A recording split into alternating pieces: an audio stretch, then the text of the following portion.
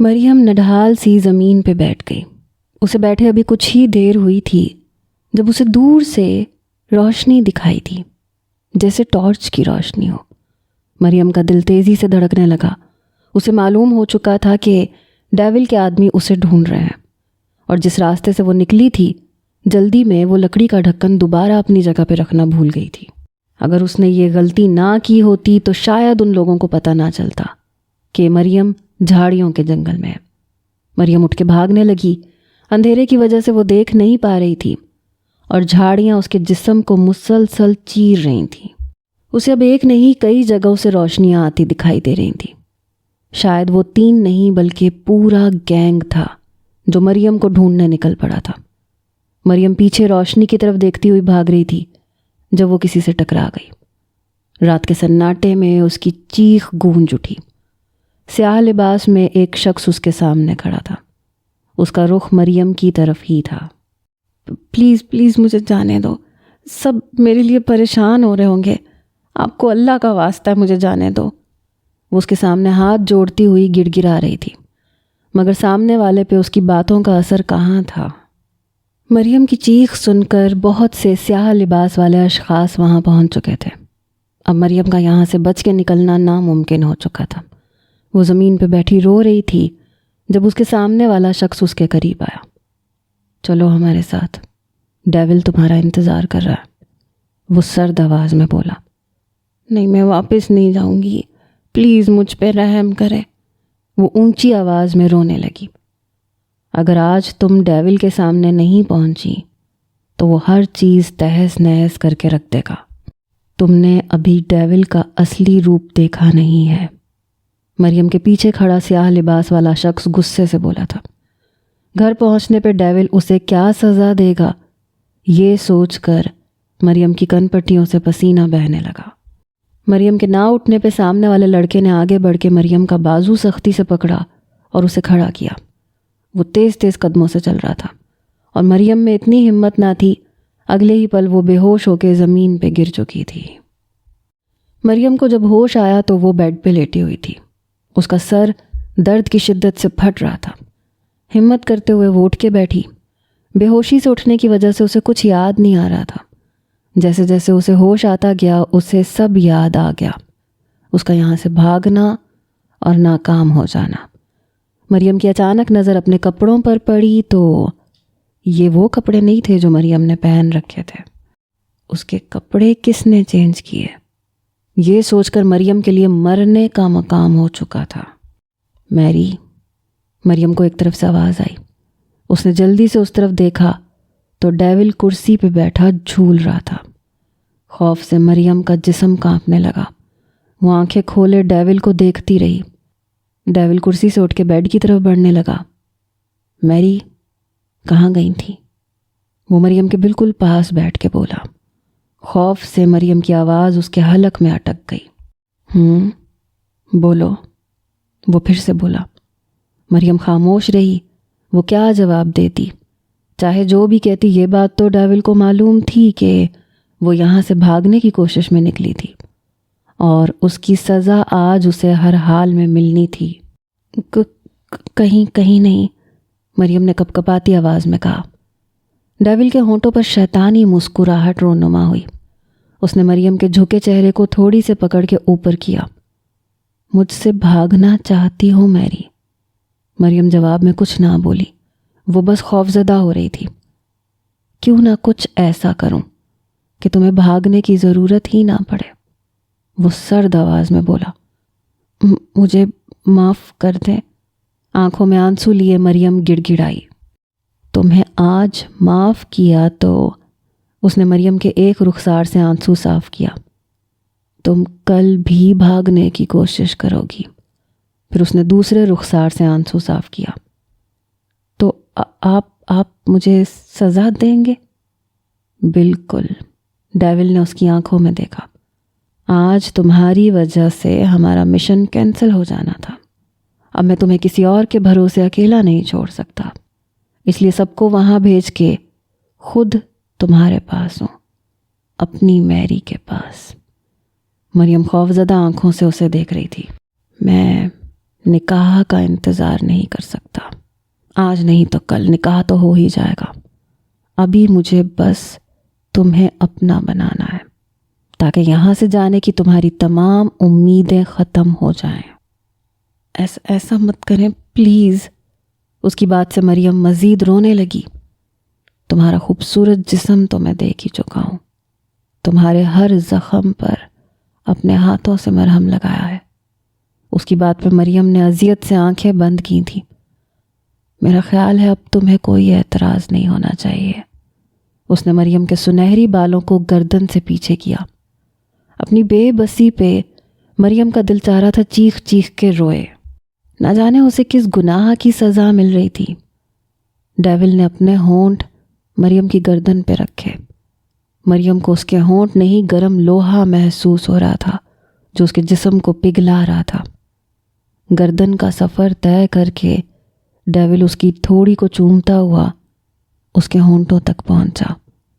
اس کے لمس میں شدت تھی جیسے واقعی وہ مریم کو سزا دے رہا ہو. کچھ دیر بعد وہ پیچھے ہوا تو مریم کا ہونٹ خون سے رسنے لگا تھا. اس نے اپنے دونوں ہاتھوں میں مریم کا چہرہ لیا, اس کے آنسو صاف کیے. اس نے نرمی سے مریم کو بیڈ پہ لٹایا اور اس پہ حاوی ہوا. نہیں, مریم اتنی آسانی سے ہار نہیں مان سکتی. یہ گھٹیا شخص اپنے گندے ارادوں میں جیت نہیں سکتا. مریم نے دل میں سوچا اور ایک وقت کے لیے وہ اپنے خوف سے باہر نکلی. ڈیول اس کی گردن میں اپنا لمس چھوڑنے پہ مصروف تھا. مریم نے آس پاس دیکھا. اسے سائڈ ٹیبل پہ پڑا کانچ کا گلدان نظر آیا. مریم نے ڈیول کا ساتھ دینا شروع کر دیا. اس کے بالوں میں ہاتھ پھیرنے لگی. وہ اسے مدہوش کرنے کی کوشش کر رہی تھی. کچھ دیر بعد وہ ڈیول کے اوپر حاوی ہوئی. اس کے ہونٹوں کو چومتے ہوئے مریم نے ایک ہاتھ میں گلدان اٹھایا. ڈیول کی آنکھیں بند تھیں. وہ اس کے لمس سے مدہوش ہو چکا تھا. مریم نے ایک سیکنڈ نہ ضائع کرتے ہوئے اپنی پوری قوت سے اس کے سر پہ گلدان مار دیا. ڈیول نے اس خلاف توقع عمل پہ اپنی آنکھیں پھاڑی. ایک چیخ کے ساتھ مریم نیچے اتری.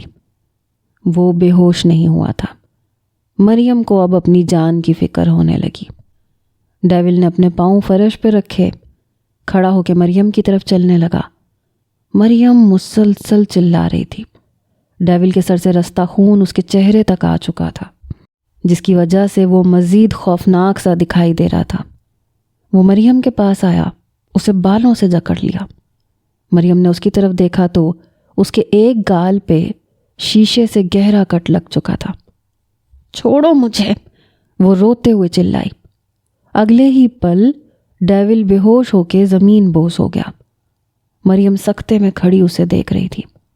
مریم کو یہ معلوم تھا کہ یہاں کوئی نہیں ہے. وہ سب کسی مشن پہ نکلے ہیں, اس لیے وہ دروازے کی طرف بھاگی.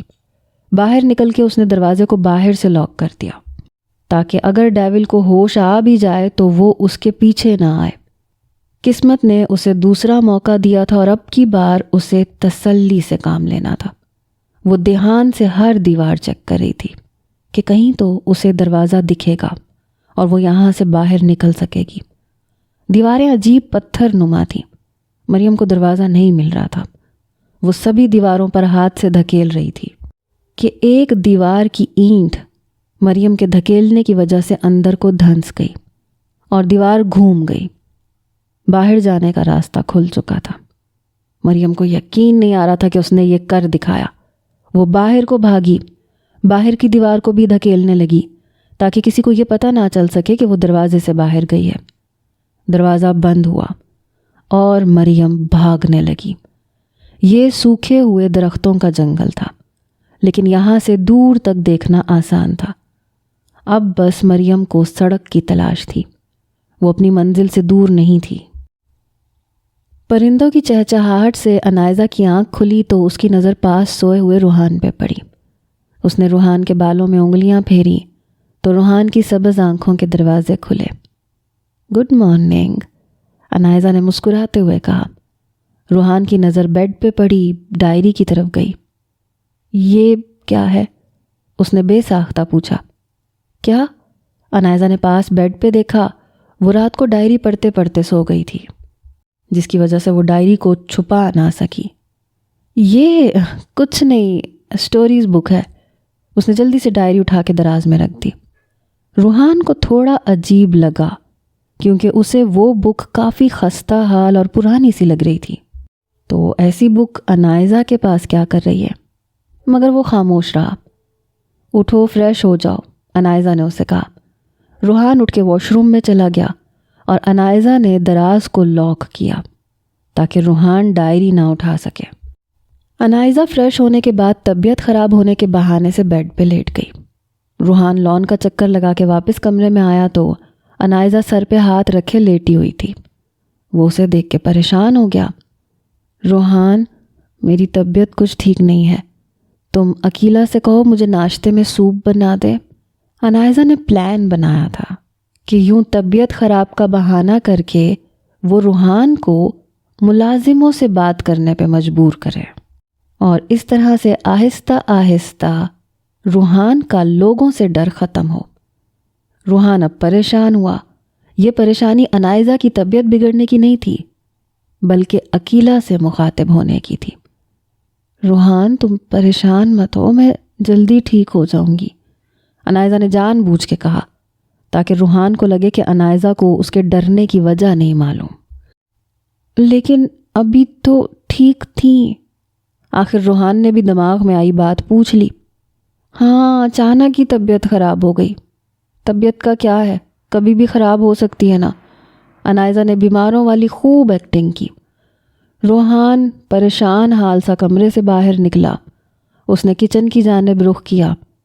کچن کے پاس کھڑے ہو کے اس نے 7-8 لمبے لمبے سانس لیے، مگر اندر جانے کی ہمت پھر بھی نہ ہوئی۔ وہ تقریباً 26 سال کا تھا، اور ان 26 سالوں میں اس نے ایک بار بھی عقیلہ یا شفیق سے بات نہیں کی تھی۔ عقیلہ انائزہ کو کھانے کا کہنے کے لیے کچن سے باہر نکلی، جب سامنے روحان کو پریشان کھڑا دیکھ کے حیران ہوئی۔ روحان بابا، آپ یہاں؟ کچھ چاہیے کیا؟ روحان کی ہتھیلیاں نم ہونے لگی۔ یہ تو وہ جانتا تھا کہ عقیلہ اور شفیق اس کا بہت خیال رکھتے ہیں، مگر جو اس کے اندر ایک خوف تھا اس کی وجہ سے وہ کسی سے بات نہیں کر پایا تھا۔ روحان بابا، عقیلہ نے پھر سے اسے مخاطب کیا۔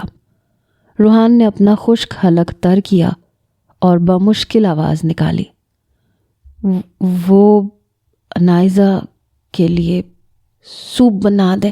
اتنا کہہ کے وہ 1 منٹ بھی وہاں نہیں رکا اور کمرے کی طرف بھاگ گیا۔ عقیلہ ہکا بکا جاتے ہوئے روحان کو دیکھ رہی تھی۔ اسے اپنی سماعت پہ یقین نہیں آ رہا تھا کہ آج پہلی بار روحان نے اس سے بات کی ہے۔ ادھر روحان کمرے کا دروازہ بند کر کے لمبے لمبے سانس لے رہا تھا۔ انائزہ نے اس کی حالت کو نوٹ کیا تھا، لیکن جان بوجھ کے آنکھوں پہ بازو رکھے لیٹی رہی، جیسے اس نے روحان کو دیکھا ہی نہیں ہو۔ اس کی حالت سے وہ جان چکی تھی کہ وہ عقیلہ سے بات کر کے آ گیا ہے۔ اگر نہ کی ہوتی تو ابھی وہ کنفیوژن کی حالت میں نہ ہوتا۔ عقیلہ بھاگتی ہوئی شفیق کے پاس گئی۔ شفیق، شفیق! وہ خوشی سے چلا رہی تھی۔ ارے کیا ہو گیا، کیوں آسمان سر پہ اٹھا رکھا ہے؟ شفیق بیٹھا پودوں کو پانی دیتا ہوا بولا۔ شفیق، تمہیں نہیں پتا آج کیا ہوا ہے، تم سنو گے تم بھی خوشی سے پاگل ہو جاؤ گے۔ ہیں بھائی، ایسا کیا ہو گیا؟ شفیق کھڑا ہوا۔ آج روحان بابا نے مجھ سے خود بات کی ہے۔ کیا؟ غیر یقینی کی حالت میں شفیق کے رونگٹے کھڑے ہونے لگے۔ ہاں، خدا کی قسم سچ کہہ رہی ہوں، ابھی 2 منٹ پہلے کی بات ہے۔ مجھے یقین نہیں ہو رہا، عقیلہ ایسے کیسے؟ اللہ نے انائزہ بیگم کو فرشتہ بنا کے روحان بابا کی زندگی میں بھیجا ہے۔ ان کے آنے سے روحان بابا میں اتنا اچھا بدلاؤ آ رہا ہے۔ کاش آج بڑی بیگم صاحبہ زندہ ہوتی تو کتنا خوش ہوتی۔ عقیلہ کی آنکھیں نم ہونے لگیں۔ ٹھیک کہتی ہو تم، اگر وہ زندہ ہوتی تو خوشی سے ڈھیروں چیزیں غریبوں میں تقسیم کرتی۔ تو دیر کس بات کی ہے شفیق، ان کے حصے کا کام ہم کر دیتے ہیں۔ آج ہی غریب لوگوں میں اناج بانٹو۔ یہ نیک کام میں آج ہی کر دوں گا، ہاں انشاءاللہ۔ عقیلہ کمرے میں سوپ اور روحان کے لیے ناشتہ دے گئی تھی۔ روحان، انائزہ نے پکارا۔ روحان نے اس کی طرف دیکھا۔ مجھے سوپ پلا دو، چکر آ رہے ہیں، میں خود نہیں پی سکوں گی۔ کچھ سوچتے ہوئے روحان نے ہاتھ میں سوپ کا پیالہ لیا، اس کے پاس آ کے بیٹھا۔ انائزہ بیڈ سے ٹیک لگا کے بیٹھ گئی۔ اس نے چمچ بھر کے انائزہ کی طرف بڑھایا۔ انائزہ بڑے آرام سے سوپ پی رہی تھی۔ ایک ایک چمچ کر کے اس نے سوپ ختم کر لیا۔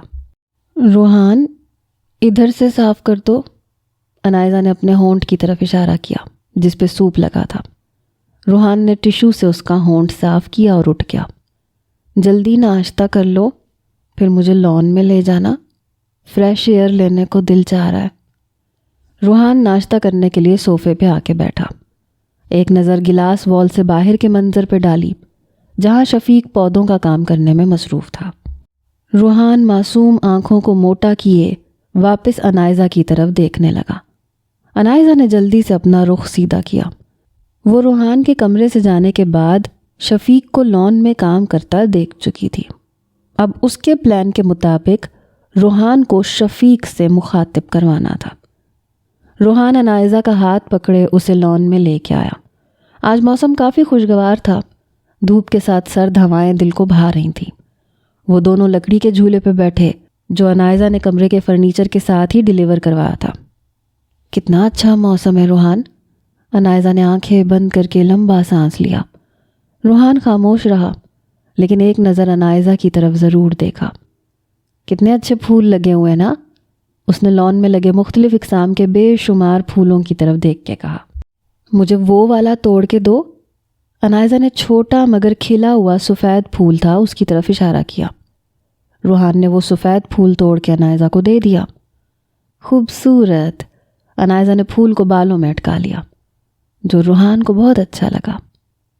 بہت، روحان نے انائزہ کی طرف دیکھتے ہوئے کہا، جس کا مطلب انائزہ جان چکی تھی۔ روحان، وہ کس چیز کا پیڑ ہے؟ انائزہ نے ایک طرف دیکھا۔ کون سا؟ روحان نے اس کی طرف دیکھا۔ ارے وہ وائٹ والا، وہ چھوٹا سا، ہاں وہی والا۔ وہ بادام کا پیڑ ہے۔ بادام کا؟ واو، اس پہ بادام لگتے ہیں کیا؟ اتنے چھوٹے پہ کیسے لگیں گے؟ اس کی بات پہ روحان مسکرایا۔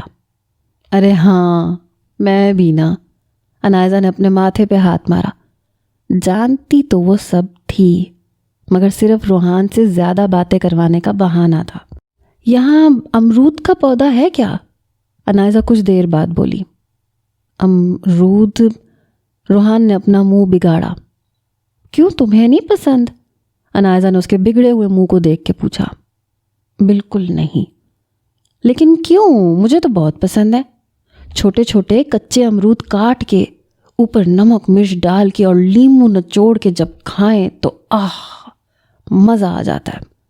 انائزہ مزے لیتی ایسے بتا رہی تھی جیسے وہ واقعی اس وقت امرود کھا رہی ہو، اور روحان مزے سے اس کی باتوں کو انجوائے کر رہا تھا۔ روحان، کیوں نہ ہم یہاں امرود کا پودا لگوائیں؟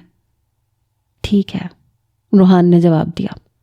اچھا تم ایسا کرو، جاؤ شفیق کو کہو کہ آج ہی یہاں امرود کا پودا لگا دے، اور جب وہ پودا لینے جائے گا تو میرے لیے امرود بھی لیتا ہوا آ جائے۔ کیا میں؟ روحان پریشان ہوا۔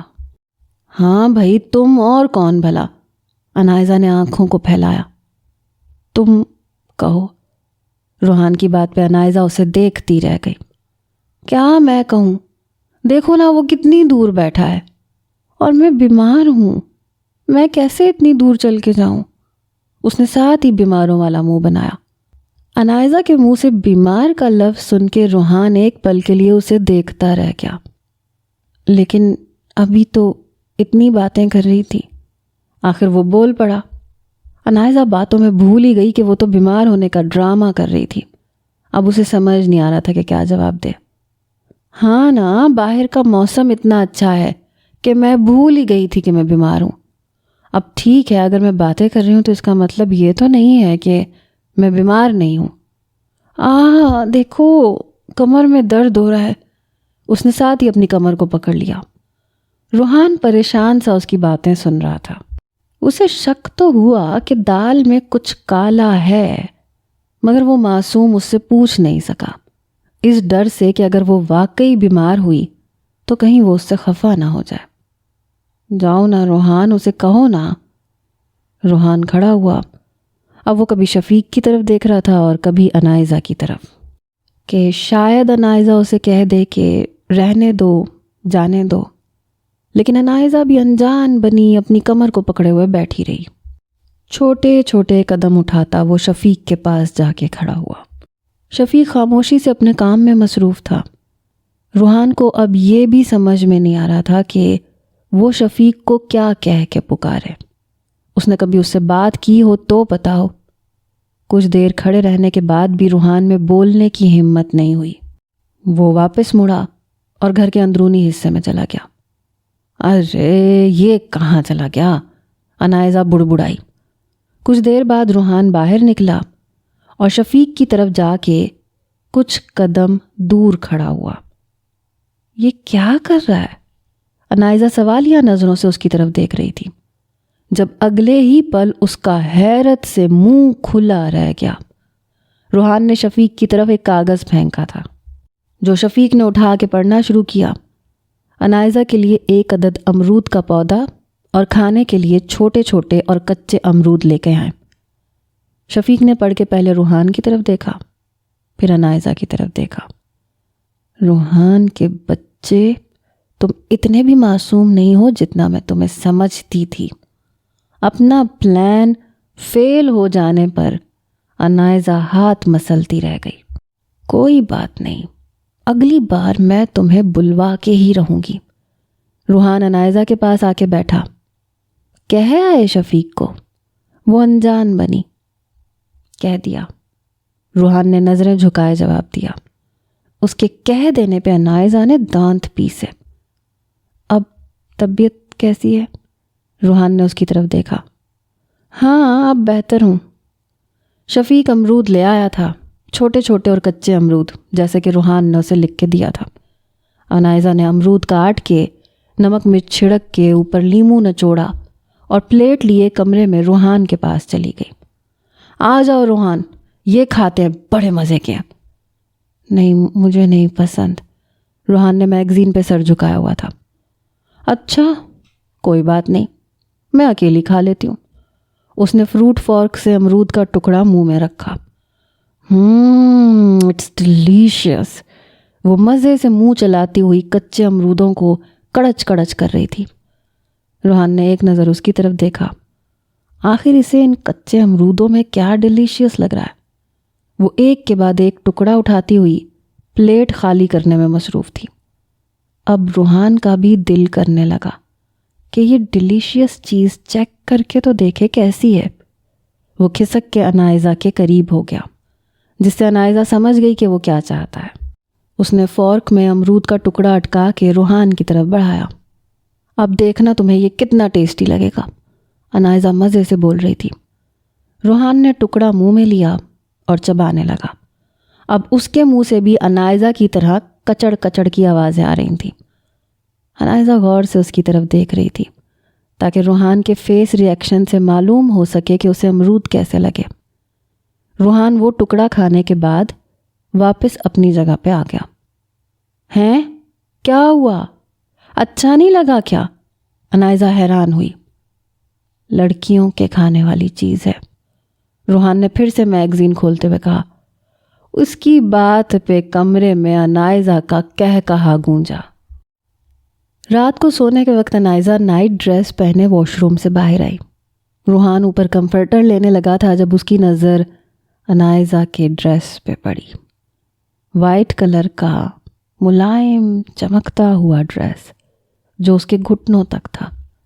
روحان نے اسے ایسے ڈریس میں دیکھ کر فوراً سے نظروں کا رخ بدلا اور کمفرٹر میں گھس گیا۔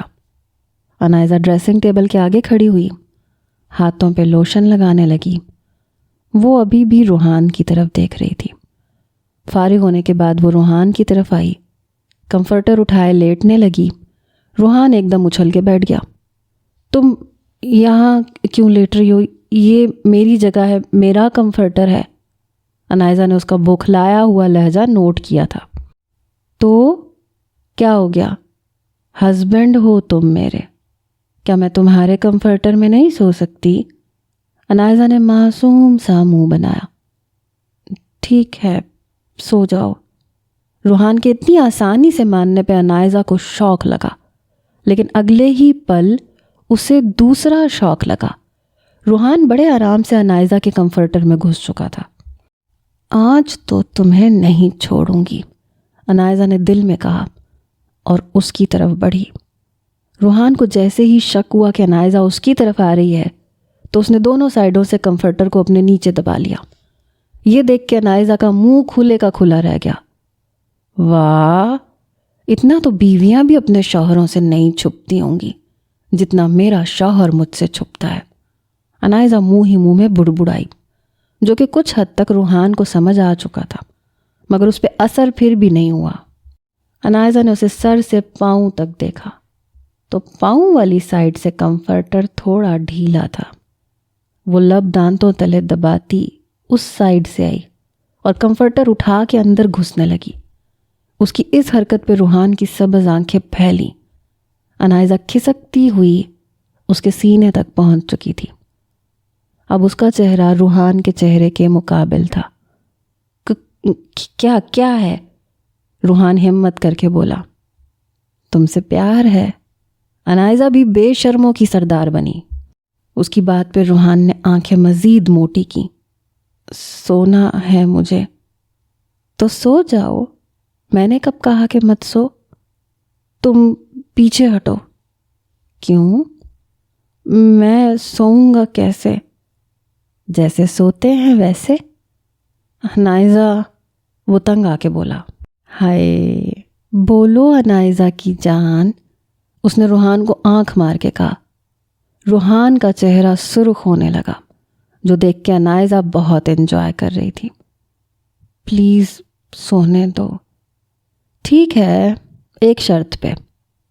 وہ کیا؟ روحان نے اس کی طرف دیکھا۔ پہلے میرے ساتھ ڈانس کرو۔ ڈانس؟ مجھے ڈانس نہیں آتا۔ کوئی بات نہیں، میں سکھا دوں گی۔ اس نے کمفرٹر اتارا اور بیڈ سے نیچے اتری۔ روحان منہ بناتا ہوا اٹھ کے کھڑا ہوا۔ انائزہ نے موبائل پہ انگلش سانگ لگایا اور روحان کا ہاتھ پکڑے کھلی جگہ پہ آئی۔ روحان کا ایک ہاتھ اپنی کمر پہ رکھا، دوسرے میں اپنا ہاتھ دیا۔ اس کے کندھے پہ ہاتھ رکھ کے اس نے ڈانس کرنا شروع کیا۔ روحان بھی اسے دیکھتا ہوا ویسے ویسے ہی کر رہا تھا۔ میری آنکھوں میں دیکھو۔ روحان نیچے پاؤں کی طرف دیکھ رہا تھا جب انائزہ نے کہا۔ اس نے اپنی نظروں کا رخ انائزہ کی طرف کیا۔ کچھ دیر وہ یوں ہی ایک دوسرے کی طرف دیکھتے ہوئے ڈانس کرتے رہے۔ انائزہ نے محسوس کیا کہ روحان نے بے خودی میں اس کی کمر کو دبایا ہے۔ انائزہ کا ہاتھ اس کے کندھے سے گردن تک آ چکا تھا۔ وہ اس کے مزید قریب ہو گئی۔ اگلے ہی پل وہ اس کے سینے سے لگی اور اپنی گرفت کو سخت کیا۔ جذبات روحان پہ بھی حاوی ہوئے۔ اس نے انائزہ کی کمر میں بازو ڈال کے اسے دبا لیا۔ روحان نے پہلی بار رد عمل دیا تھا۔ انائزہ کا دل دھڑکنے لگا۔ اس نے روحان کی گردن پہ ہونٹ رکھے۔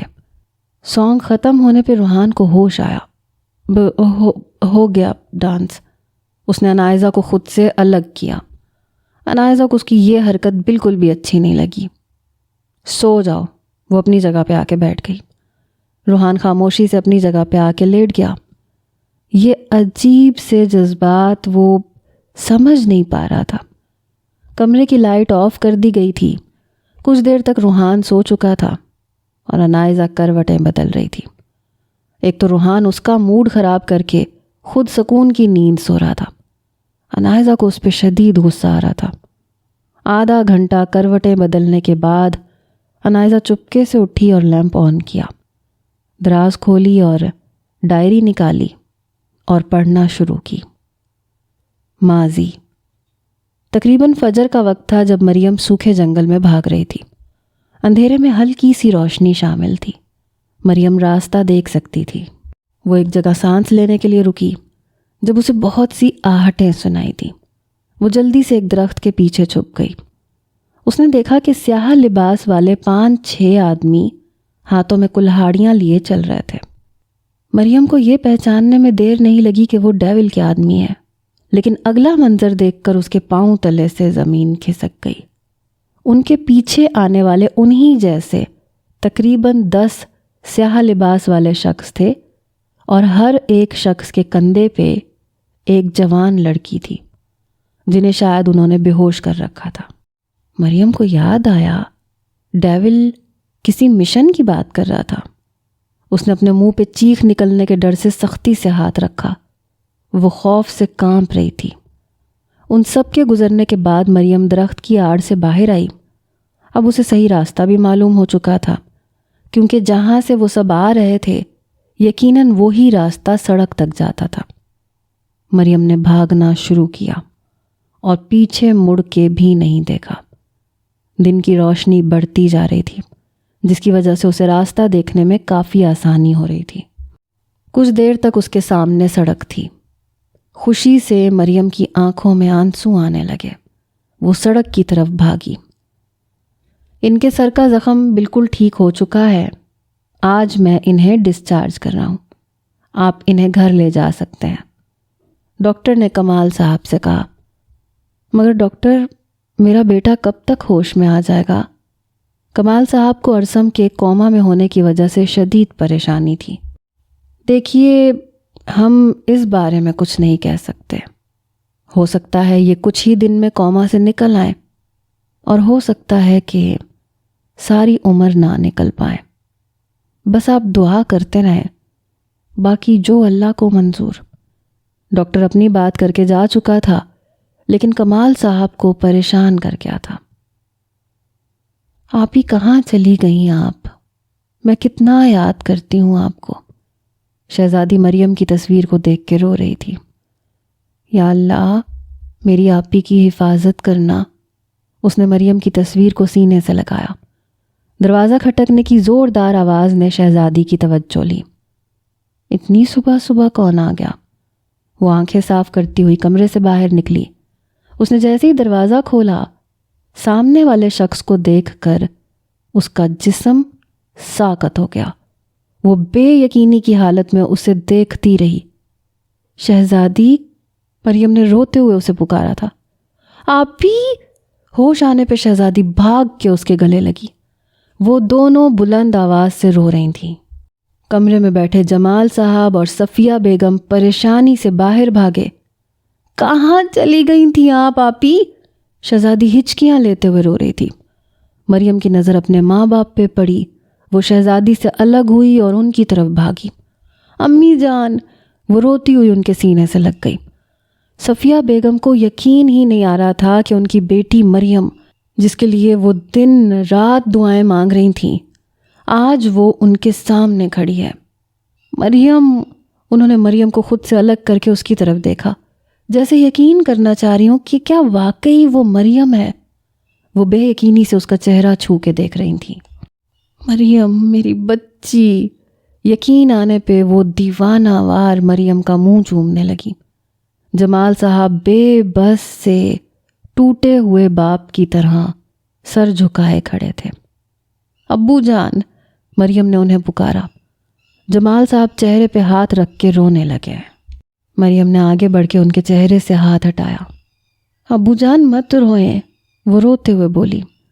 جمال صاحب نے اپنی بیٹی کو سینے سے لگا لیا۔ ان کے رونے کی آواز بلند ہو چکی تھی۔ مریم نے نہا کر کپڑے تبدیل کیے اور شہزادی نے اس کے زخموں پہ مرہم لگایا۔ صفیہ بیگم نے مریم کو بہت مشکل سے کھانا کھلایا تھا، ورنہ جب سے وہ آئی تھی بس روئے جا رہی تھی۔ کمال صاحب کی حویلی سے شفیق نے آ کر خبر دی کہ ارسم کو گھر لے آئے ہیں۔ جمال صاحب کمرے میں داخل ہوئے اور بتایا، ابو جان مجھے بھی ارسم کے پاس لے چلیں۔ مریم نے پھر سے رونا شروع کر دیا۔ لیکن مریم، تم اپنی حالت تو دیکھو، تم بیمار ہو، اور ابھی تو ہم سب نے تمہیں جی بھر کے دیکھا بھی نہیں ہے۔ ابھی یہیں رہو ہمارے پاس، صفیہ بیگم نے کہا۔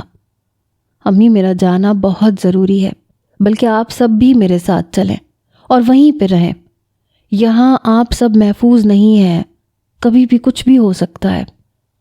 جمال صاحب نے صفیہ بیگم کو مریم سے سوال جواب کرنے سے روک دیا تھا، کیونکہ مریم کی جو حالت تھی ابھی اسے کسی قسم کے سوال کر کے وہ اسے مزید پریشان اور خوفزدہ نہیں کرنا چاہتے تھے۔ لیکن آپی، یہاں ہمیں خطرہ کیسے ہو سکتا ہے؟ شہزادی نے کہا۔ مریم کو یاد آیا کہ راحیل شہزادی کو بھی پھنسانے کے چکر میں تھا۔ یہ سوچ کے اس کی پریشانی میں اضافہ ہوا۔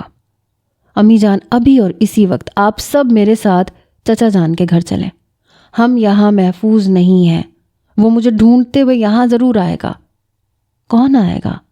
جمال صاحب نے پوچھا۔ وہ راب۔ مریم کچھ سوچتے ہوئے خاموش ہوئی۔ ابو جان، آپ میری بات مانیں، ابھی اٹھے، چچا جان کے گھر چلتے ہیں۔ وہ پھر سے رونے لگی۔ اچھا تم رو نہیں، ہم ابھی چلتے ہیں۔ کمال صاحب اور دردانہ بیگم سے ملنے کے بعد مریم ارسم کے کمرے میں داخل ہوئی۔ وہ بیڈ پہ آنکھیں بند کیے لیٹا تھا۔ مریم کو کمال صاحب نے بتا دیا تھا کہ ارسم کے سر میں گہری چوٹ لگنے کی وجہ سے وہ کوما میں جا چکا ہے۔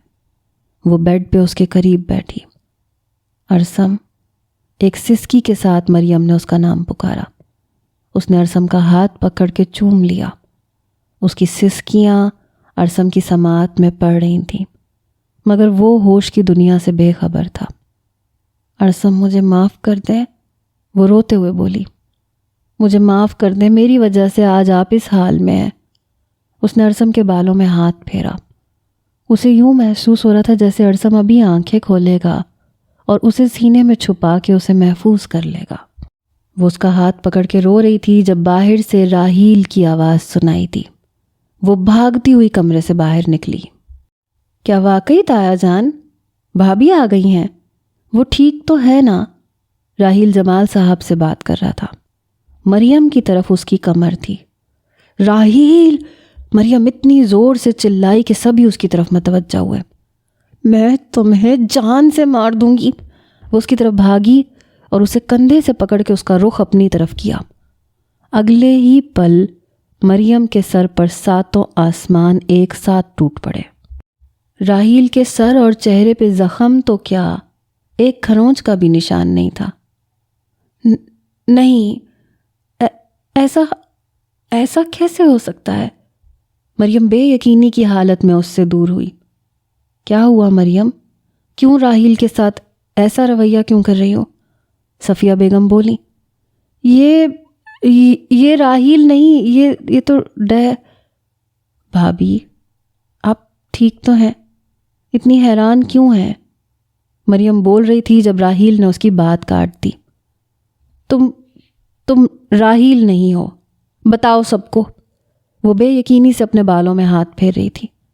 ایسا کیسے ہو سکتا تھا؟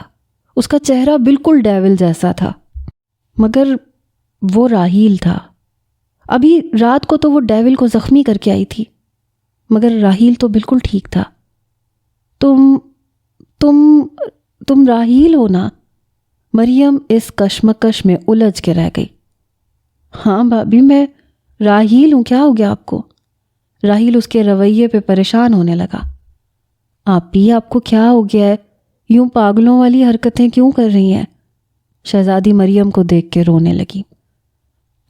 تم اندر چلو، آج کے بعد تم کمرے سے نکلی نا تو مجھ سے برا کوئی نہیں ہوگا۔ وہ شہزادی کا ہاتھ پکڑ کے کمرے کی طرف لے جانے لگی۔ آپ کو کیا ہو گیا ہے؟ شہزادی اب صحیح معنوں میں رونے لگی تھی۔ سارے گھر والے مریم کی باتوں اور اس کی پاگلوں جیسی حرکتوں پہ منہ کھولے اسے دیکھ رہے تھے۔ مریم نے شہزادی کو کمرے میں بند کر کے باہر سے لاک کر دیا۔ آپ ہی دروازہ کھولیں، کیا ہو گیا آپ کو؟ شہزادی مسلسل دروازہ کھٹکھٹا رہی تھی۔ صفیہ بیگم پریشانی سے جمال صاحب کی طرف دیکھنے لگی۔ جمال، ہماری بیٹی کو کیا ہو گیا ہے؟ جمال صاحب خود پریشانی اور حیرت کی ملی جلی کیفیت میں ساکت کھڑے تھے۔ مریم، بیٹا شہزادی کو کیوں کمرے میں بند کیا ہے؟ آخر دردانہ بیگم نے پوچھا۔ چچی جان، شہزادی کو بھی لے جائے گا وہ؟ اس لیے میں نے اسے یہاں بند کر دیا ہے۔ اب میری بہن محفوظ ہے۔ مریم کی آنکھوں سے آنسو بہہ رہے تھے مگر اس کا چہرہ بے تاثر تھا۔ لیکن کون لے جائے گا؟ دردانہ بیگم پریشان ہونے لگی۔ وہ نہیں، یہ اس نے راحیل کی طرف اشارہ کیا۔ سب راحیل کی طرف دیکھنے لگے۔ مریم، کیا کہہ رہی ہو تم؟ یہ راحیل ہے، یہ ایسا کیوں کرے گا؟ صفیہ بیگم بولی۔ امی، یہ راحیل نہیں ہے۔ مریم بھاگ کے صفیہ بیگم کے پاس آئی۔ یا اللہ، میری بچی پہ رحم کر۔ مریم، میری بچی، تمہیں کیا ہو گیا ہے؟ صفیہ بیگم رونے لگی۔ صفیہ، مریم کو کمرے میں لے کے جاؤ، جمال صاحب بولے۔ صفیہ بیگم مریم کو لیے اسی وقت کمرے میں چلی گئی، اسی کمرے میں جہاں شہزادی تھی۔ جمال، مجھے تو مریم کی دماغی حالت ٹھیک نہیں لگ رہی، کمال صاحب نے کہا۔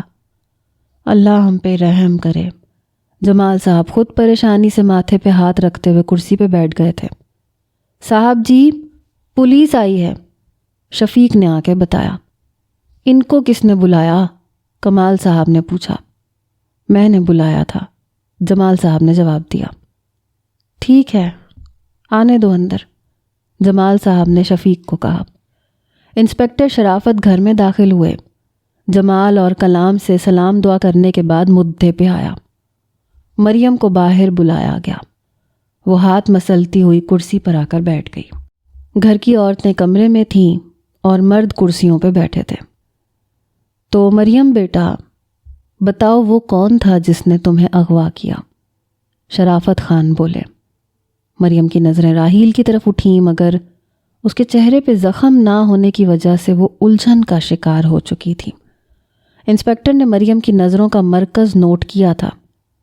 بیٹا بتاؤ، تمہیں ڈرنے کی کوئی ضرورت نہیں ہے، تم اس شخص کو سلاخوں کے پیچھے دیکھو گی۔ وہ شخص؟ مریم شدید گھبرائی ہوئی تھی۔ ہاں بتاؤ، کون تھا وہ شخص؟ انسپکٹر مریم کے منہ سے راحیل کا نام سننا چاہتا تھا کیونکہ اسے خود بھی راحیل پہ شک تھا۔ میں نہیں جانتی، مریم رونے لگی۔ لیکن تم نے اس شخص کو دیکھا ہوگا، آخر تم 1 ہفتہ وہاں رہی ہو، کچھ تو معلوم ہوا ہوگا۔ نہیں، مجھے کچھ معلوم نہیں ہے۔ بیٹا تمہیں ڈرنے کی ضرورت نہیں ہے، ہم سب تمہارے ساتھ ہیں۔ انسپکٹر نے ایک بار پھر کوشش کی۔ کہا نا مجھے نہیں معلوم، معلوم نہیں تو مطلب نہیں معلوم، وہ چلانے لگی۔ جمال صاحب جلدی سے مریم کے پاس آئے۔ انسپکٹر صاحب آپ ابھی چلے جائیں، مریم کی حالت ٹھیک نہیں ہے، جمال صاحب نے مریم کو سینے سے لگائے ہوئے کہا۔ انسپکٹر نے ایک نظر راحیل کی طرف دیکھا۔ وہ خاموشی سے اپنی کرسی پہ بیٹھا تھا، اس کا چہرہ بے تاثر تھا۔ ٹھیک ہے جمال صاحب، میں ابھی چلتا ہوں، لیکن مریم کا بیان بہت ضروری ہے۔ جیسے ہی اس کی طبیعت بہتر ہو آپ مجھے ٹیلی فون کر دیجیے گا۔ جی ضرور، جمال صاحب نے جواب دیا تو شرافت خان گھر سے باہر نکل گئے۔ ارسم، آپ کب ہوش میں آئیں گے؟ آپ کو پتہ ہے مجھے آپ کی بہت ضرورت ہے، میں بہت مشکل میں ہوں۔ ارسم پلیز جلدی ہوش میں آ جائیں۔ مریم ارسم کے پاس بیٹھی رو رہی تھی۔ اس نے ارسم کے چہرے پہ ہاتھ پھیرا۔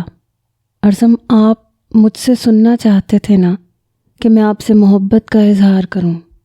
دیکھو میری بھی ایک شرط ہے، میں آپ سے اپنی محبت کا اظہار کروں گی اور آپ ہوش میں آ جانا، ٹھیک ہے؟ ارسم، میں آپ سے محبت کرتی ہوں، صرف آپ سے محبت کرتی ہوں۔ اس کی آنکھوں سے آنسو بہنے لگے۔ میری زندگی میں اور کوئی نہیں آ سکتا ارسم، کوئی میرے دل میں آپ کی جگہ نہیں لے سکتا، اور وہ ڈیول تو کبھی بھی نہیں۔ آپ کو پتہ ہے اس نے مجھے کتنا مجبور کیا کہ میں آپ کو بھول جاؤں، لیکن میں تو آپ سے محبت کرتی ہوں نا، تو آپ کو کیسے بھول سکتی ہوں؟ آپ تو میری نس نس میں بسے ہوئے ہو، آپ کے بغیر تو میں ادھوری ہوں ارسم۔ آنسو اس کی آنکھوں سے مسلسل بہہ رہے تھے۔ ارسم اب اٹھ جائیں نا، دیکھیں میں نے آپ سے محبت کا اظہار کر دیا۔ ارسم پلیز اٹھ جائیں، مجھے آپ کی ضرورت ہے، میں کمزور ہوں ارسم، میری طاقت آپ ہو۔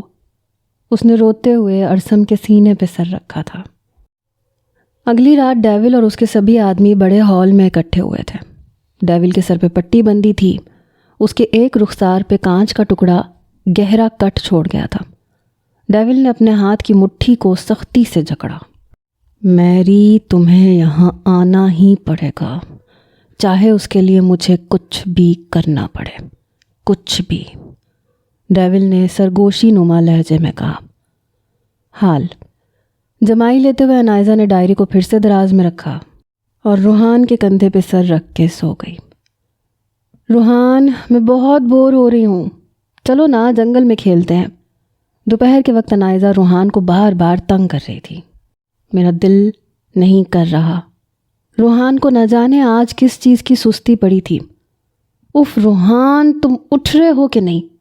انائزہ نے پھر سے تنگ کیا۔ آخر روحان ہتھیار پھینکتا ہوا اٹھ ہی گیا۔ اوہ یس! انائزہ خوشی سے اچھل پڑی۔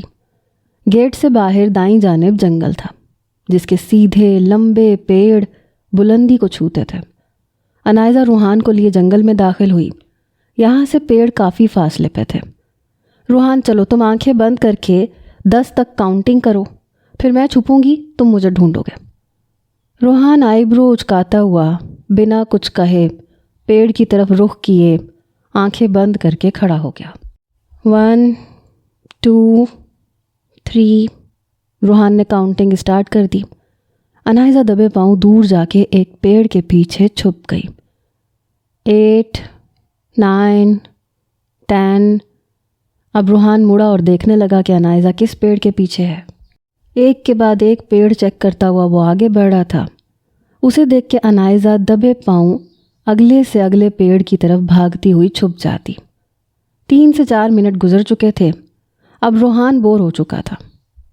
انائزہ، میں بور ہو رہا ہوں، روحان ڈھیلا سا منہ لیے بولا۔ انائزہ نے اس کی طرف دیکھ کے ہنسی دبائی۔ روحان نے پھر سے اسے ڈھونڈنے کی کوشش جاری کی۔ کھیلنے کے چکر میں وہ گھنے جنگل میں داخل ہو چکی تھی۔ انائزہ، کہاں ہو؟ روحان کا بالکل موڈ بگڑ چکا تھا۔ انائزہ نے ہنستے ہوئے اپنا رخ سیدھا کیا تو اس کے چہرے کا رنگ اڑ گیا۔ وہ ساکت کھڑی اپنے سامنے کھڑے شخص کو دیکھتی رہی۔ یہ کیسے ممکن تھا؟ انائزہ کو اپنی آنکھوں پہ یقین نہیں آ رہا تھا۔ وہی سیاہ لباس، سیاہ ہوڈی سر پہ لیے وہ شخص اس کے سامنے کھڑا تھا۔ اس کے صرف ہونٹ نظر آ رہے تھے۔ کون ہو تم؟ انائزہ نے حیرت سے پوچھا۔ وہ شخص خاموش رہا۔ پھر اس کے دیکھتے ہی دیکھتے وہ شخص مڑا اور تیز قدموں سے چلنے لگا۔ رکو! انائزہ نے اسے آواز لگائی۔ اس شخص کے قدموں میں مزید تیزی آئی۔ انائزہ بھی اس کے پیچھے بھاگنے لگی۔ انائزہ کے قدموں کی آواز سن کے وہ شخص بھی بھاگنے لگا۔ میں کہتی ہوں رک جاؤ! وہ بنا پیچھے مڑے بھاگے جا رہا تھا۔ انائزہ بھاگتی ہوئی پیڑ سے ٹکرائی اور زمین پہ گر گئی۔ اس کے سر پہ چوٹ لگ چکی تھی۔ وہ ہمت کر کے اٹھی اور پھر سے بھاگنے لگی، مگر اب وہاں اس شخص کا نام و نشان بھی نہیں تھا۔ انائزہ گھر کی طرف واپس آ رہی تھی جب روحان نے اسے دیکھا۔ چوٹ کیسے لگی؟ اس نے پریشانی سے پوچھا۔ کچھ نہیں ہوا، ٹھیک ہوں میں۔ انائزہ، روحان نے پھر اسے پکارا۔ انائزہ چپ چاپ گھر میں داخل ہو گئی۔ اپنے کمرے میں آ کے وہ پریشانی سے بیڈ پہ بیٹھ کے سوچنے لگی، کیا یہ میرا وہم تھا؟ کیا یہ وہی شخص تھا؟ اگر یہ وہی شخص تھا تو یہ کیسے ممکن ہو سکتا ہے؟ وہ شخص یہاں کیسے؟ انائزہ نے پریشانی سے اپنے سر پہ ہاتھ رکھا۔ شام تک انائزہ نے روحان سے کوئی بات نہیں کی۔ روحان بہانے سے کئی بار کمرے میں آیا، لیکن انائزہ خاموش رہی۔ روحان پریشان تھا کہ یوں اچانک ایسا کیا ہو گیا کہ انائزہ کا اچھا بھلا موڈ بگڑ گیا۔ شاید میں انائزہ کو ڈھونڈ نہیں پایا، اس لیے وہ مجھ سے خفا ہے۔ روحان لان میں بیٹھا سوچ رہا تھا، مگر اس کے سر پہ چوٹ کیسے لگی؟ اس بات سے وہ شدید پریشان تھا۔ ایک بار پھر سے کوشش کرتے ہوئے وہ روم کی طرف چل پڑا۔ چوروں کی طرح کمرے میں داخل ہوا، بیڈ پہ بیٹھ گیا۔ تھوڑی دیر بعد وہ کنکھیوں سے انائزہ کی طرف دیکھتا۔ انائزہ کو اس کی سبھی حرکتوں کا پتہ چل رہا تھا، مگر اپنی پریشانی کی وجہ سے وہ خاموش بیٹھی رہی۔ روحان نے اس کی پیشانی کی طرف دیکھا۔ عنائزہ نے ابھی تک وہاں بینڈیج نہیں لگائی تھی۔ وہ اٹھا، وارڈروب سے فرسٹ ایڈ باکس نکال کے عنائزہ کے پاس آ کے بیٹھا۔ عنائزہ ابھی بھی خاموش بیٹھی تھی۔ روحان نے باکس کھولا، بینڈیج نکال کے عنائزہ کے زخم پہ لگائی۔ عنائزہ کی نظریں روحان پہ اٹھیں۔ اسے روحان کے اندر اس کی ماں مریم کا عکس نظر آ رہا تھا۔ روحان کی دادو اسے یہاں کیوں لے کے آئیں؟ کیا روحان کی زندگی کو کسی سے خطرہ تھا؟ اگر تھا بھی تو کس سے؟ کہیں یہ شخص وہی تو نہیں؟ کہیں وہ اب روحان کے پیچھے؟ مریم روحان کی طرف دیکھتے ہوئے سوچ رہی تھی۔ روحان، تم جاؤ، مجھے کچھ دیر اکیلے رہنا ہے۔ مریم کی بات پہ روحان اداس چہرہ لیے اٹھ کے کمرے سے باہر نکل گیا۔ عنائزہ نے ڈائری نکالی اور پھر سے پڑھنا شروع کی۔ ماضی: شہزادی کھانا مل سکتا ہے؟ شہزادی کچن میں کھڑی کھانا بنا رہی تھی جب راحیل بولا، جی میں بنا دیتی ہوں۔ مریم کچن میں پانی لینے آئی تھی جب اس نے راحیل کو شہزادی سے بات کرتے دیکھا۔ کیا بات کر رہے تھے میری بہن کے ساتھ؟ مریم شہزادی کے ساتھ جا کے کھڑی ہو گئی۔ کچھ نہیں بھابھی، میں تو کیا؟ ہاں کیا میں تو؟ مریم چلانے لگی۔ آپ ہی کیا ہو گیا ہے؟ راحیل صرف کھانا لینے آئے تھے۔ تو اکیلا سے کہے نا، تمہیں کیوں کہہ رہا ہے؟ وہ غصے سے بولی۔ آپ ہی؟ شہزادی حیران ہوئی۔ تم چپ رہو اور آئندہ تم مجھے اس شخص کے پاس دکھائی مت دینا۔ مریم نے انگلی اٹھا کے شہزادی کو وارن کیا۔ اور تم، اب اس کی انگلی راحیل کی طرف اٹھی، تم آئندہ میری بہن کے قریب بھی نظر آئے نا تو اچھا نہیں ہوگا، سمجھ آئی تمہیں؟ وہ چلائی۔ کیا ہو گیا ہے؟ کیوں چلا رہے ہو سب؟ دردانہ بیگم کچن میں داخل ہوئیں۔ چچی جان، اس شخص کو گھر سے نکال دیں ورنہ سب پچھتائیں گے۔ مریم بوکھلائی ہوئی تھی۔ مریم بیٹا، تمہاری طبیعت ٹھیک نہیں ہے، تم آرام کرو۔ دردانہ بیگم نے اسے کندھے سے پکڑا۔ میں ٹھیک ہوں چچی جان، مگر یہ وہ نہیں ہے جو آپ سب سمجھ رہے ہو، یہ کوئی اور ہے۔ مریم بول رہی تھی اور راحیل حیرت سے اس کی طرف دیکھ رہا تھا۔ شہزادی، تم بھی آؤ میرے ساتھ۔ شہزادی بھی مریم کے ساتھ کچن سے نکل گئی۔ میں تو بہت پریشان ہوں، میری بچی کو پتہ نہیں کیا ہوتا جا رہا ہے، کیسی بہکی باتیں کرتی ہے، عجیب پاگلوں جیسی حرکتیں کرنے لگتی ہے۔ صفیہ بیگم روتے ہوئے کہہ رہی تھی، حوصلہ رکھو صفیہ، اللہ سب ٹھیک کر دے گا۔ دردانہ بیگم نے اسے سمجھایا۔ جمال بھائی، مریم نے انسپیکٹر کو بھی کچھ نہیں بتایا، آخر وہ وہاں 1 ہفتہ رہ چکی ہے، اسے کچھ تو معلوم ہوا ہوگا، ان لوگوں کو دیکھا ہوگا، ان سے بات کی ہوگی، لیکن وہ نہ جانے کیوں کچھ نہیں بتا رہی۔ کمال بھائی نے کہا، مجھے تو یہ سمجھ نہیں آ رہی کہ وہ راحیل کے بارے میں نہ جانے کیا کیا بول رہی ہے۔ دردانہ بیگم نے کہا، نہ جانے اسے کیا ہو گیا ہے، کون سا راز دل میں چھپائے بیٹھی ہے جو اندر ہی اندر اسے کھائے جا رہا ہے۔ صفیہ بیگم پھر سے رونے لگی۔ ہمیں اس سے پوچھنا ہوگا کہ آخر ایسا کیا ہوا ہے جس کا اثر اس کے دماغ پہ بھی پڑ رہا ہے۔ رات کے وقت مریم ارسم کے ساتھ بیڈ پر اور اسی کے کمرے میں ایک سائڈ پہ شہزادی چارپائی پہ سو رہی تھی۔ مریم کسی بھی صورت ارسم اور شہزادی کو خود سے دور نہیں کرنا چاہتی تھی۔ مریم سو رہی تھی جب ایک لفظ اس کی سماعت میں پڑا، میری۔ مریم ایک دم سے اٹھ بیٹھی، اپنے آس پاس دیکھنے لگی۔ اس نے سونے سے پہلے لائٹ آف نہیں کی تھی تاکہ رات کو اسے ڈر نہ لگے۔ مریم نے ارسم کی طرف دیکھا، وہ ساکت لیٹا ہوا تھا۔ پھر اس نے شہزادی کی طرف دیکھا، وہ سو رہی تھی۔ مریم اسے اپنا وہم سمجھ کے لیٹ گئی۔ کچھ دیر لیٹے رہنے کے بعد اسے پھر سے آواز آئی، میری۔ مریم جھٹ سے آنکھیں کھول کے اٹھی۔ اب اسے معلوم ہو چکا تھا یہ اس کا وہم نہیں ہے، یہ حقیقت ہے۔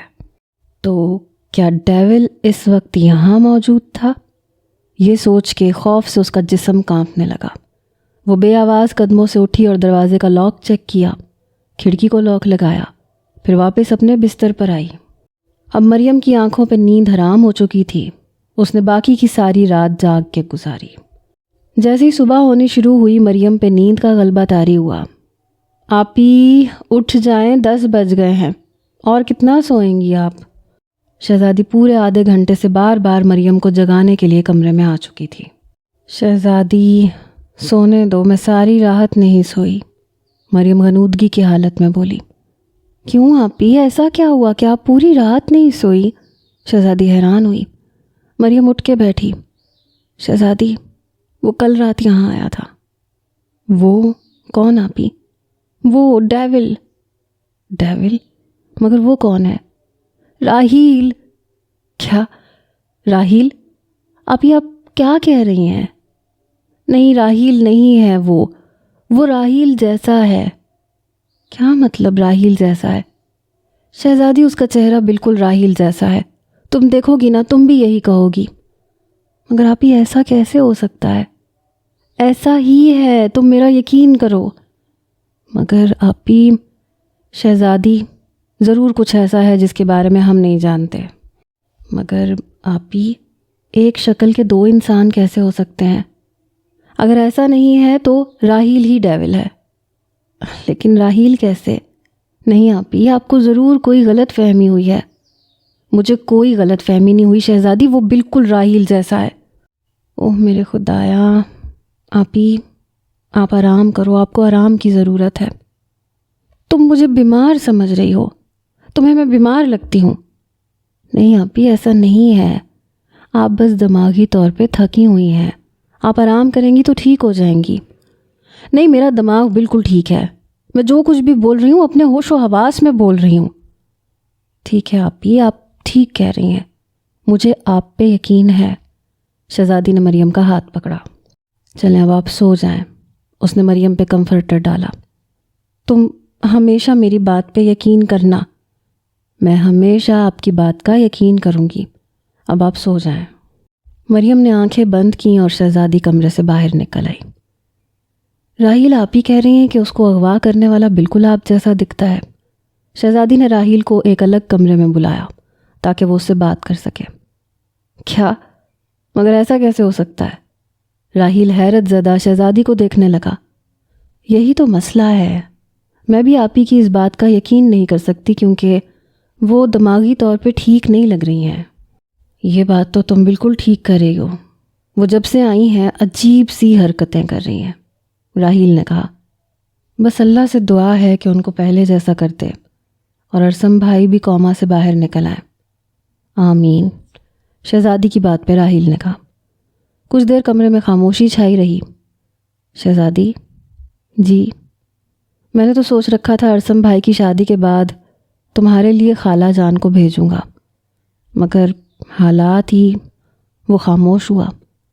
جی، حالات اب پہلے جیسے نہیں رہے۔ شہزادی نے سر جھکایا۔ ویسے تمہیں کوئی اعتراض تو نہیں ہے نا؟ راحیل نے اس کی طرف دیکھا۔ نہیں، شہزادی سر جھکائے بولی۔ کیا تم مجھ سے محبت؟ وہ رکا۔ شہزادی خاموش رہی۔ بولو راحیل، یہ وقت نہیں ہے ان باتوں کا۔ تم ٹھیک کہہ رہی ہو، لیکن ہمیں ان کے ساتھ ساتھ اپنے بارے میں بھی کچھ سوچنا ہوگا۔ شہزادی خاموش رہی۔ بولو کہ اپنے بارے میں کچھ سوچنا غلط ہے؟ نہیں، ایسی بات نہیں ہے۔ تو کیسی بات ہے؟ وہ اس کے قریب آیا۔ راحیل، شہزادی نے نظریں اٹھا کے اس کی طرف دیکھا۔ مجھے تم سے محبت ہے شہزادی، صرف تم سے۔ اس نے شہزادی کا چہرہ ہاتھوں کے پیالے میں لیا۔ ابھی ان سب چیزوں کا وقت نہیں ہے راحیل۔ شہزادی کے دل کی دھڑکن بڑھنے لگی۔ مجھ سے یہ دوری زیادہ برداشت نہیں ہوتی، بتاؤ میں کیا کروں؟ راحیل نے اپنا چہرہ اس کے مزید قریب کیا۔ شہزادی! باہر سے مریم کی آواز آئی۔ شہزادی تیزی سے راحیل سے دور ہوئی۔ راحیل آپ چھپ جاؤ، آپ ہی نے آپ کو دیکھ لیا تو مسئلہ کھڑا ہو جائے گا۔ وہ شدید پریشان ہونے لگی۔ لیکن راحیل کچھ بولنے ہی والا تھا جب شہزادی نے اسے زبردستی پکڑتے ہوئے پردے کے پیچھے چھپا دیا۔ شہزادی! مریم نے دروازہ کھولا۔ جی آپ اتنی جلدی اٹھ گئیں؟ ہاں، بس زیادہ نیند نہیں آئی۔ اور تم یہاں کیا کر رہی ہو؟ مریم نے کمرے میں نظر دوڑائی۔ کچھ نہیں، آپ ہی صفائی کرنے آئی تھی۔ شہزادی نے خود کو نارمل کیا۔ اچھا جلدی باہر آ جاؤ، میں انتظار کر رہی ہوں۔ جی ٹھیک ہے آپی، میں ابھی آئی۔ مریم کے جاتے ہی شہزادی پردے کی طرف بھاگی۔ راحیل آپ کھڑکی سے کود دیں، اگر دروازے سے باہر نکلے تو آپ ہی نے دیکھ لینا ہے۔ ٹھیک ہے، راحیل نے کہا اور کھڑکی سے باہر صحن میں کود گیا۔ مریم بیٹا اگر تم کہتی ہو تو ہم انسپکٹر شرافت کو بلا لیتے ہیں، آخر ہم ایسے ہاتھ پہ ہاتھ دھرے تو نہیں بیٹھ سکتے نا۔ مریم اپنے کمرے میں ارسم کے ساتھ بیٹھی تھی جب کمال صاحب ان کے پاس آئے۔ لیکن چچا جان، مان جاؤ بیٹا، ہم اس انسان کو ایسے نہیں چھوڑ سکتے جس نے ہمارے گھر کی خوشیوں کو آگ لگائی ہے۔ ٹھیک ہے چچا جان، آخر مریم نے حامی بھر لی۔ مریم کی ہاں پہ کمال صاحب نے شکر ادا کیا اور کمرے سے نکل گئے۔ تو بتاؤ بیٹا، اس رات وہ تمہیں کہاں لے کے گئے؟ حویلی کے ایک کمرے میں انسپکٹر شرافت اور مریم بیٹھے تھے، تو انہوں نے پوچھا۔ جب وہ مجھے لے کے جا رہے تھے تو میں بے ہوش ہو گئی تھی، پھر وہ رکی۔ جی بتاؤ پھر جب مجھے ہوش آیا تو ایک خالی کمرہ تھا جو خوفناک سا تھا۔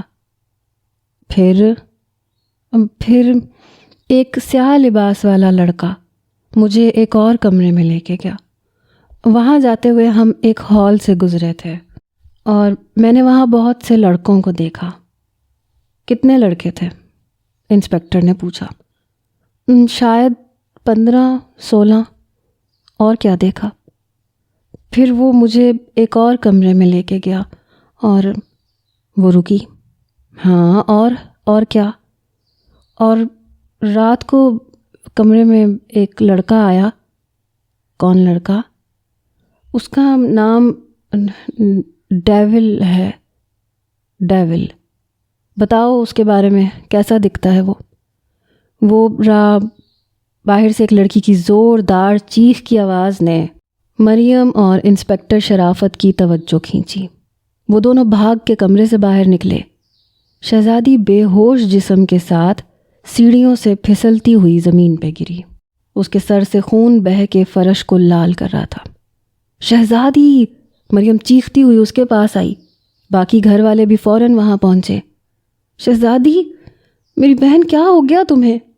مریم حواس باختہ اس کا چہرہ تھپ تھپا رہی تھی۔ انسپکٹر شرافت تیزی سے سیڑھیوں کی طرف بھاگا تاکہ دیکھ سکے کہ چھت پہ شہزادی کے علاوہ کون تھا۔ چھت پہ آ کے اس نے پوری چھت کا اچھے سے جائزہ لیا مگر وہاں کوئی نہ دکھائی دیا۔ واپس آتے ہوئے اسے سیڑھیوں کے پاس ایک بٹن پڑا دکھائی دیا۔ اس نے وہ بٹن اٹھایا، گھما کے دیکھنے لگا۔ جلدی گاڑی نکالو، اسے ابھی ہسپتال لے کے جانا ہے، جمال صاحب اونچی آواز میں چلائے۔